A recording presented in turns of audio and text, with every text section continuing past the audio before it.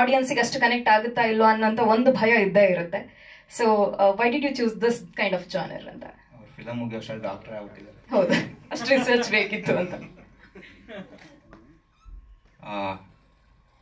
ಒಂದು ನನಗೆ ಏನು ಅನಿಸಿದೆ ಅಂತಂದರೆ, ನಾನು ಜೂನಿನ ಫಸ್ಟ್ ಟೈಮ್ ಮೀಟ್ ಮಾಡಿ ಅವ್ರ ಜೊತೆ ಸ್ವಲ್ಪ ಟೈಮ್ ಸ್ಪೆಂಡ್ ಮಾಡಾದ್ಮೇಲೆ ಈ ಥರ ಯಾವ್ಯಾವ ಸಬ್ಜೆಕ್ಟ್ಗಳು ಫಸ್ಟ್ ಆಫ್ ಆಲ್ ಎಲ್ರಿಗೂ ನಮಸ್ಕಾರ, ಮೀಡಿಯಾದವ್ರಿಗೆ ಮತ್ತು ಬಂದಿರೋ ಎಲ್ಲ ಗೆಸ್ಟ್ಸ್ಗೆ. ನನ್ನ ಹೆಸರು ವೈಭವ್, ನಾನೇ ಇದ್ರದ್ದು ರೈಟರ್ ಡೈರೆಕ್ಟರ್.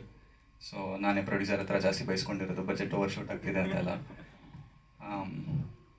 ಅದೇ, ಸೊ ಜೂನಿ ಜೊತೆ ಟೈಮ್ ಸ್ಪೆಂಡ್ ಮಾಡಿದಾಗ ಫಸ್ಟು ಒಂದಷ್ಟು ಮೂವೀಸ್ ನೋಡಿದೆ, ಯಾವ ಥರ ಮೂವೀಸ್ ಇದೆ, ಆಮೇಲೆ ಹೇಗಿದೆ ಅಂತಲ್ಲ. ಸೊ ಎಲ್ಲದರಲ್ಲೂ ಒಂದು ಕಾಮನ್ ಟ್ರೀಟ್ ನೋಡಿದೆ, ಏನಂದರೆ ಏನೋ ಆಗ್ತಿದೆ, ಒಂದು ಕೊಲೆ ಆಯಿತು, ಮತ್ತೊಂದಾಯಿತು, ಅವಾಗ ಸ್ಪ್ಲಿಟ್ ಪರ್ಸನಾಲಿಟಿ, ಸ್ಕ್ರಿಜೋಫ್ರೇನಿಯಾ, ಈ ಥರದ್ದು ಎಲ್ಲ ಮೂವೀಸಲ್ಲೂ ನೋಟಿಸ್ ಮಾಡಿದೆ. ಬರೀ ಇಂಡಿಯನ್ ಸಿನಿಮಾ ಒಂದೇ ಅಲ್ಲ, ವರ್ಲ್ಡ್ ಓವರ್ ಎಲ್ಲದರಲ್ಲೂ. ಅನಿಯನ್ ಬಂದಿತ್ತು, ಆಪ್ತಮಿತ್ರ ಬಂದಿತ್ತು, ಎಲ್ಲ ಹಾರರ್, ಸೈಕಾಲಜಿಕಲ್ ಥ್ರಿಲ್ಲರ್ ಆ ಟ್ರೀಟ್ಮೆಂಟಲ್ಲೇ ಬಂದಿತ್ತು. ಆದರೆ ನಿಜವಾದ ಜೂನಿ ನೋಡಿದ್ರೆ ಆ ಥರ ಏನು ಸೈನ್ಸ್ ಏನೂ ಇಲ್ಲ. ಅವಳು ಒಂದು ತುಂಬ ಗ್ರೌಂಡೆಡ್, ತುಂಬ ನಾರ್ಮಲ್. ಸಪೋಸ್ ನನಗೆ ಆ ಕಂಡೀಷನ್ ಇದ್ದರೆ ನಿಮ್ಗೆ ಯಾರಿಗೂ ಗೊತ್ತಾಗಲ್ಲ ಕಂಡೀಷನ್ ಇದೆ ಅಂತ. ಸೊ ಒಂದು ಸಿಂಪಲ್ ಅಂದರೆ ಅವಳ ಲೈಫ್ ಎಷ್ಟು ಕಾಂಪ್ಲಿಕೇಟ್ ಆಗಿದೆ ಅದು ಅವಳ ತಪ್ಪಿಂದನೂ ಅಲ್ಲ. ಸೊ ಒಂದು ಸಿಂಪಲ್ ವಿಷಯ, ಒಂದು ಪ್ರೀತಿಲಿ ಬೀಳೋದು ಅನ್ನೋದಿದೆಯಲ್ಲ, ಅದು ನಮ್ಮೆಲ್ಲರಿಗೂ ಟೇಕನ್ ಫಾರ್ ಗ್ರಾಂಟೆಡ್, ತುಂಬ ನಾರ್ಮಲ್. ಆದರೆ ಅವಳಿಗೆ ಅದೇ ಎಷ್ಟು ಕಾಂಪ್ಲಿಕೇಟೆಡ್, ಅಲ್ಲಿಂದ ಈ ಐಡಿಯಾ ಹುಟ್ಕೊಂಡಿದ್ದು. ಈಗ ಮೂವಿ ಬಗ್ಗೆ ಅಥವಾ ಕ್ಯಾರೆಕ್ಟರ್ ಬಗ್ಗೆ ಅಥವಾ ಈ ಕಂಡೀಷನ್ ಬಗ್ಗೆ ನಾವೆಲ್ಲ ಕಡೆ ಮಾತಾಡ್ತಾ ಇದ್ದೀವಿ. ಆಮೇಲೆ ನಾವು ಸಿನಿಮಾದಲ್ಲೂ ನೀವು ಎಲ್ಲರೂ ಸಿನಿಮಾ ನೋಡಿದ್ರೆ ನಿಮಗೂ ಅದು ಅರ್ಥ ಆಗುತ್ತೆ. ಇವತ್ತು ನಾನು ಅದನ್ನು ಬಿಟ್ಟು ಸಿನಿಮಾನಲ್ಲಿ ಇಲ್ಲದೆ ಇರೋದ್ರ ಬಗ್ಗೆ ಸ್ವಲ್ಪ ಹೇಳಬೇಕಂತ ಅನ್ಕೊಂತ ಇದ್ದೀನಿ. ಮೊದಲನೇದಾಗಿ ಯಾವುದೋ ಒಬ್ಬ ವ್ಯಕ್ತಿ ಒಂದು ಸಿನಿಮಾ ಮಾಡಿ ಕೋಟ್ಯಾಂತ ಜನ ಕಣ್ಣಿಡಿಗರ ಮುಂದೆ ಸಿನಿಮಾನ ಇಡಬೇಕಂತಂದರೆ ಅದು ಪ್ಯೂರ್ ಲಕ್ಕು, ಹಾರ್ಡ್ ವರ್ಕು, ಡಿಟರ್ಮಿನೇಷನ್ನು ಅದೆಲ್ಲದೂ ಬೇಕು. ಅದನ್ನು ಮೀರಿ ಒಂದು ನಂಬಿಕೆ ಅನ್ನೋದಿರಬೇಕು. ಪ್ರೊಡ್ಯೂಸರ್ಗಳಾಗಲಿ, ಆ್ಯಕ್ಟರ್ಸ್ಗಳಾಗಲಿ, ಇವತ್ತು ನಾವು ಇಲ್ಲಿ ಕೂತಿ ನಿಮ್ಮ ಮುಂದೆ ನಮ್ಮ ಕಥೆನ ಹೇಳೋಕ್ಕೆ ನಾವಿಲ್ಲಿ ಕೂತಿದ್ದೀವಿ ಅಂದರೆ ಇಲ್ಲಿ ಕೂತಿರೋ ಎಲ್ಲರೂ ಮತ್ತು ಇಲ್ಲಿ ಕೂತಿರೋ ಎಷ್ಟೋ ಜನರ ನಂಬಿಕೆ ಜೂನಿ ಕತೆ ಮೇಲೆ. ಆ ಕತೆ ಮೇಲಿರೋ ನಂಬಿಕೆಯಿಂದ ನಾವೆಲ್ಲರೂ ಇಲ್ಲಿ ಕೂತಿದ್ದೀವಿ, ಆ ಕತೆನ ನಾವು ಇವತ್ತು ಹೇಳ್ತಾ ಇದ್ದೀವಿ. ಆ ನಂಬಿಕೆಯಿಂದ ನೀವು ನಮ್ಮ ಕತೆನ ಜನರಿಗೆ, ನೀವು ಮಾಧ್ಯಮದವರು ತಲುಪಿಸ್ಕೊಟ್ರೆ ನಮಗೆ ಯಾವಾಗಲೂ will be for ever thankful for that.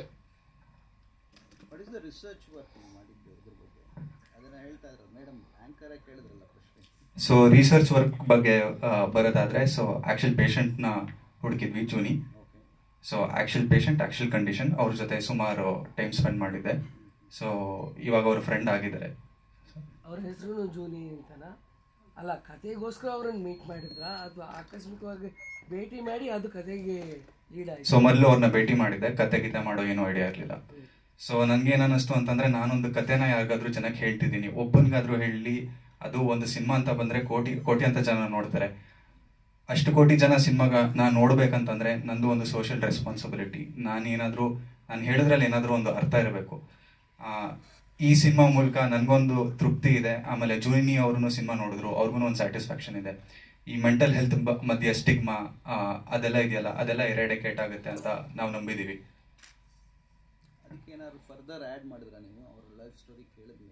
ಆ ಕ್ಯಾರೆಕ್ಟರಿಂದ ಇನ್ಸ್ಪೈರ್ ಆದೆ, ಬಟ್ ಸ್ಟೋರಿ ನಾನೇ ಫಾರ್ಮುಲೇಟ್ ಮಾಡ್ಕೊಂಡಿದ್ದು. ಏನಕ್ಕಂದರೆ ಒಂದು ಕತೆ ಅಂತ ಬಂದಾಗ ಆ ಕತೆನಲ್ಲಿ ನಾವು ಏನು ಹೇಳೋದಕ್ಕೆ ಹೊರಟಿದ್ದೀವಿ ಅನ್ನೋದನ್ನು ನಾವು ಅರ್ಥ ಮಾಡಿಕೊಂಡು ಅದ್ರ ತಕ್ಕನಂಗೆ ನಾವು ಕತೆ ರೆಡಿ ಮಾಡ್ಕೊಬೇಕು.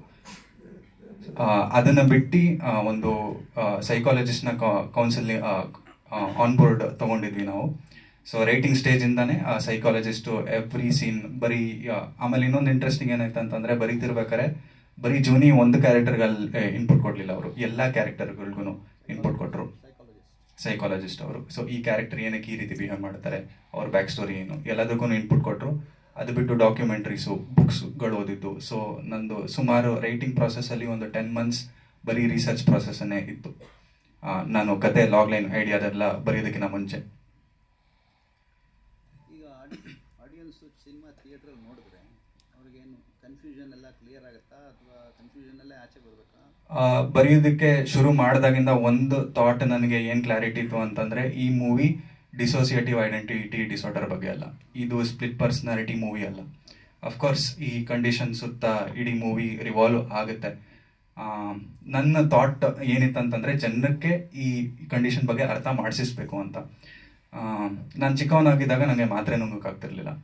ಅವಾಗ ನಮ್ಮ ಅಪ್ಪ ಏನು ಮಾಡ್ತಿದ್ರು ಅಂದರೆ ಮುದ್ದೆ ಒಳಗಡೆ ಮಾತ್ರನ ಹಾಕಿ ಕೊಡ್ತಿದ್ರು. ಸೊ ನಾನು ಅದೇ ಲಾಜಿಕ್ನ ಇಲ್ಲಿ ಅಪ್ಲೈ ಮಾಡಿದೆ. ಕತೆ ಪಾರ್ಥನ್ ಕತೆ, ನಮ್ಮ ಪೃಥ್ವಿ ಕ್ಯಾರೆಕ್ಟರ್ ಕತೆ.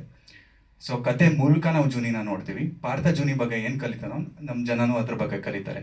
ಸೊ ನಾನು ಎಷ್ಟು ಇನ್ಫಾರ್ಮೇಷನ್ ಇಡಬೇಕಂತ ಡಿಸೈಡ್ ಮಾಡಿದ್ದೀನಿ ಅಂದರೆ, ಆ ಮೂವಿ ನೋಡಾದ್ಮೇಲೆ ನೀವು ಮನೆಗೆ ಹೋಗಿ ನೀವೇ ರಿಸರ್ಚ್ ಮಾಡಬೇಕು, ನೀವೇ ಗೂಗಲಲ್ಲಿ ಹೊಡಿಬೇಕು ಡಿಸೋಸಿಯೇಟಿವ್ ಐಡೆಂಟಿಟಿ ಡಿಸಾರ್ಡರ್ ಅಂದ್ರೆ ಏನು, ಆ ಕಂಡೀಷನಿಂದ ಏನು ಸಿಂಪ್ಟಮ್ಸ್ ಏನು, ಡಯಾಗ್ನೋಸಿಸ್ ಏನು ಅನ್ನೋದು. ಆಡಿಯನ್ಸ್ಗೆ ಕೆಲಸ ಕೊಟ್ಟಿಗಲ್ಲಪ್ಪ ಸಿನಿಮಾ ನೋಡಿದ್ಮೇಲೆ.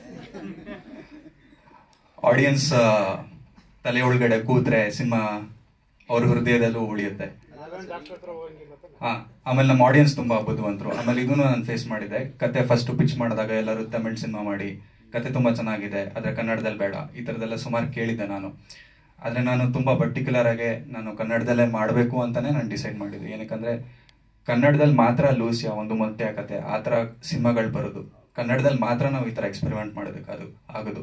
ನಾನು ಯುರೋಪ್ ಬಿಟ್ಟು ನಾನು ಬೆಂಗಳೂರಿಗೆ ಕರ್ನಾಟಕಕ್ಕೆ ಬಂದಿದ್ದು ಈ ಸಿನಿಮಾನ ಕನ್ನಡದಲ್ಲಿ ಮಾಡಲೇಬೇಕು ಅಂತ. ನಾನು ಯುರೋಪಲ್ಲಿ ಫಿಲ್ಮ್ ಸ್ಕೂಲಲ್ಲಿದ್ದೆ, ಸ್ಕ್ರೀನ್ ರೈಟಿಂಗ್ ಮತ್ತು ಫಿಲ್ಮ್ ಡೈರೆಕ್ಷನ್ ಓದ್ತಿದ್ದೆ. ಸದ್ಯಕ್ಕೆ ಡಬ್ಬಿಂಗ್ ರೈಟ್ಸ್ ಆ ಥರ ಇದು ಏನೂ ಆಗಿಲ್ಲ. ನಿಮ್ಮ ನರೇಷನ್ ಪ್ಯಾಟರ್ನ್ ಹೆಂಗಿರುತ್ತೆ? ಯಾಕಂದರೆ ಇವತ್ತು ಕೂಡಿಸ್ಬೇಕು ಥಿಯೇಟ್ರಲ್ಲಿ audience. How do you go about it?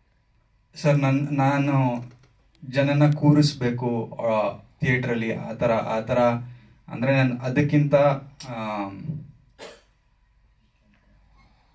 ಅಂದರೆ ಅದೊಂದೇ ರೀಸನ್ಗಂತ ನಾವು ಸಿನಿಮಾ ಮಾಡಿಲ್ಲ. ಅಂದರೆ ಒಂದು ತುಂಬ ಮೇಜರ್ ಆಬ್ಜೆಕ್ಟಿವ್ ಏನಿತ್ತು ಅಂತಂದರೆ ಕತೆನ ಎಷ್ಟು ಆನೆಸ್ಟಿ, ಎಷ್ಟು ಸಿನ್ಸಿಯಾರಿಟಿಯಿಂದ ಹೇಳಬೇಕೋ ಅಷ್ಟು ಸಿನ್ಸಿಯಾರಿಟಿಯಿಂದ ಹೇಳಬೇಕಂತಾನೆ ನಾವು ಪ್ರಯತ್ನ ಪಟ್ಟಿದ್ದು. ಅದನ್ನ ಬಿಟ್ಟು ಇಂಟ್ರೆಸ್ಟಿಂಗ್ ಮಾಡ್ಬೇಕಂತಾನೆ ಒಂದಷ್ಟು ಕೆಲವು ಆಸ್ಪೆಕ್ಟ್ಸ್ನ ಯೂಟಿಲೈಸ್ ಮಾಡ್ಕೊಂಡಿದ್ದೀವಿ, ಕೆಲವು ಟೂಲ್ಸ್ ಯೂಸ್ ಮಾಡಿದ್ದೀವಿ. ಅಂದರೆ ಇವಾಗ ಪೃಥ್ವಿ ಕ್ಯಾರೆಕ್ಟರ್ ಇದೆಯಲ್ಲ, ಪಾರ್ಥ ಕ್ಯಾರೆಕ್ಟರ್, ಅದೇನಿದೆ ಅದು ಡೈರೆಕ್ಟ್ ಕ್ಯಾಮ್ರಾ ನೋಡ್ಕೊಂಡು ಆಡಿಯನ್ಸ್ ಜೊತೆ ಒನ್ ಮಾತಾಡುತ್ತೆ. ಅದು ನರೇಷನ್, ವಾಯ್ಸ್ ಓವರ್ ನರೇಷನ್ ಜೊತೆಗೆ. ಸಪೋಸ್ ಇವಾಗ ನಿಮ್ಗೆ ಯಾವುದೋ ಒಂದು ಕ್ಯಾಮ್ರಾ ಇದ್ರೆ ಇವಾಗ ನೋಡಿ ಏನಾಗುತ್ತೆ ಅಂತ ಅಂದ್ಬಿಟ್ಟು ಹೀಗೆ ತಿರುಗೋದು. ಸೊ ಆ ಥರ ಇನ್ಸ್ಟೆನ್ಸಸ್ ಎಲ್ಲ ಇದೆ. ಇದನ್ನ ನಾವು ಬ್ರೇಕಿಂಗ್ ದ ಫೋರ್ತ್ ವಾಲ್ ಅಂತ ಥಿಯೇಟರ್ ಟರ್ಮ್ಸ್ ಅಲ್ಲಿ ಹೇಳ್ತೀವಿ. ಸೊ ಈ ಥರದ್ದೆಲ್ಲ ಎಲ್ಲ ಸ್ವಲ್ಪ ಕೆಲವು ಟೂಲ್ಸು, ಕೆಲವು ಟೆಕ್ನಿಕ್ಸ್ನ ಯೂಟಿಲೈಸ್ ಮಾಡ್ಕೊಂಡಿದ್ದೀವಿ. ಸಿನಿಮಾಟೋಗ್ರಫಿನಲ್ಲಾಗಲಿ, ಲೈಟಿಂಗಲ್ಲಾಗಲಿ, ಸೌಂಡಲ್ಲಾಗಲಿ ಎಲ್ಲ ಟೆಕ್ನಿಷಿಯನ್ಸು ತುಂಬ. ಆಮೇಲೆ ಇನ್ನೊಂದೇನಂತಂದರೆ ಇವಾಗ ನಾನೊಂದಷ್ಟು ಥಾಟ್ಸ್, ಒಂದು ಐಡಿಯಾಸ್ನ ನಾನು ಇಟ್ಕೊಂಡು ನಾನು ನನ್ನ ಟೀಮ್ನ ಕಟ್ಟಿದ್ದೀನಿ. ನಮ್ಮ ಟೀಮಲ್ಲಿರೋ ಎಲ್ಲ ಮೆಂಬರೂ ನನ್ನ ಥಾಟ್ಸ್ನ ಇನ್ನೂ ಎವಾಲ್ವ್ ಮಾಡಿ ನೆಕ್ಸ್ಟ್ ಲೆವೆಲ್ಗೆ ತೊಗೊಂಡು ಹೋಗಿದ್ದಾರೆ.